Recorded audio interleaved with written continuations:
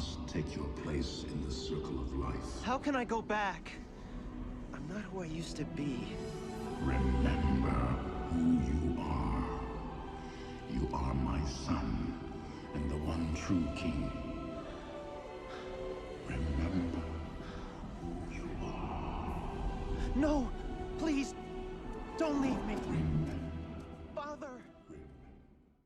In a recent episode, I had the opportunity to talk about the subject of imposter syndrome and how our very own experiences of imposter syndrome in so many ways relates to Simba's. If I could be really honest and transparent, I just felt a little nervous about talking about this subject.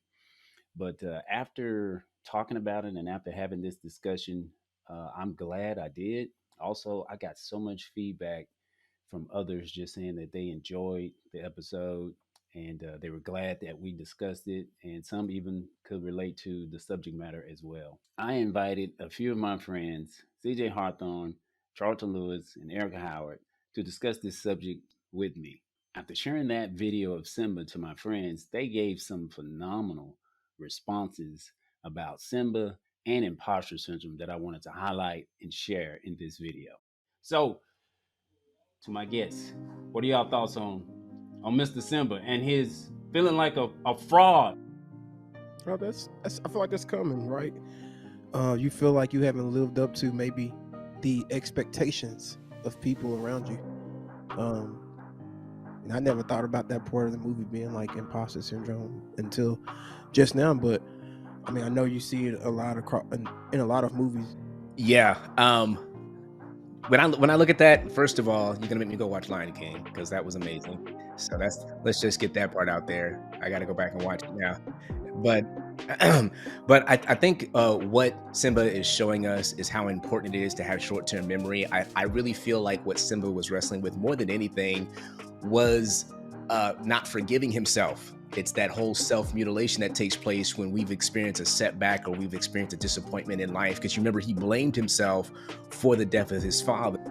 Yeah, to Charlton's point, Simba saw where he was, he was already, he knew he was going to be king. And so sometimes we get this vision of what our end game is, right? And so we can, we know, how God's going to bless us. We know that the end is great, but we don't see the middle. Especially hero stories. You see it, and even just him, right? Like feeling like he's not deserving of being, the one out front, the one leading the tribe, I guess.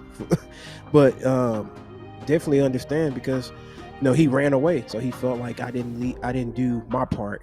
Who am I to lead these people? And I feel like that's a lot of people, right?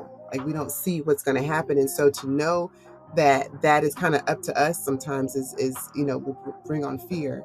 It's up to us about how much work we do. Faith without works is dead, right? And so if you don't put the work in, and so the feeling like you don't know what work to do and how to do the work, and what if this happens, and so all these questions start to come up in your head, and you're not sure if the end is really what you saw. Like, can I really do this? So not only did he lose his father, not only did he lose somebody who was so intrinsically important to him, which is another form of a setback, but he felt guilty behind it. So I think having a short-term memory, letting go of past failures, and I think what's kind of interesting to observe is that it's important to let go of past successes too.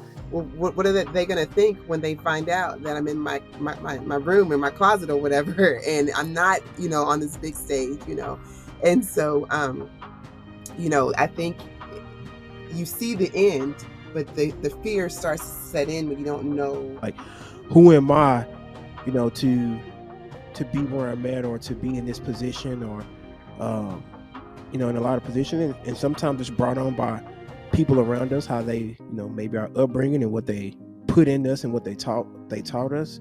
You really do have to let go of the past when you talk about imposter syndrome, and how some of the things, the emotions, the thoughts that can tether us to our past are really unproductive for us trying to produce things in the future. So I think it's important to celebrate successes. At the same time, I think it's important to forget them as well as like forgetting some of the mistakes of our past. So that's what I get when I look at that. I listened to a podcast earlier today, and it was a WNBA player who talked about how she has imposter syndrome. This is someone who had won Rookie of the Year, who had won championships, and she still said she felt, like somebody was going to find her out. She was still dealing with that. Totally understand, like, even looking at Simba, just where he's come from, what led him to feeling that way.